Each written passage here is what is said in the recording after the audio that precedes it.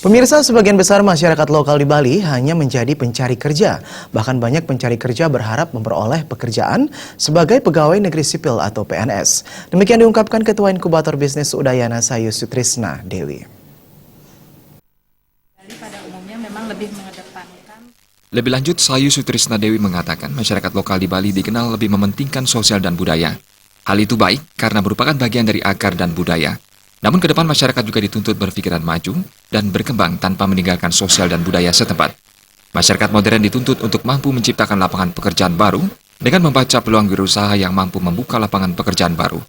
Sayu Sutrisna Dewi menambahkan, banyak peluang bisnis yang dapat dikembangkan di Bali ini, namun peluang itu seringkali lebih dimanfaatkan penduduk mendatang. Kita di Bali pada umumnya memang lebih mengedepankan kehidupan sosial budaya. Itu tentu saja sangat baik karena ini menjadi akar pariwisata Bali.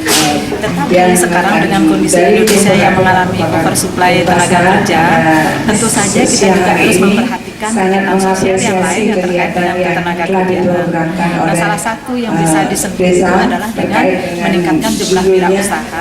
Kenapa? Karena wirausaha ini mampu menyerap tenaga kerja.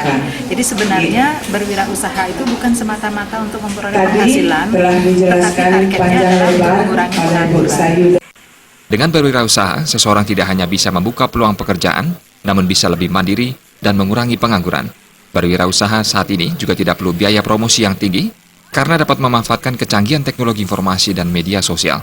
Pratnya Paramita, Bali TV.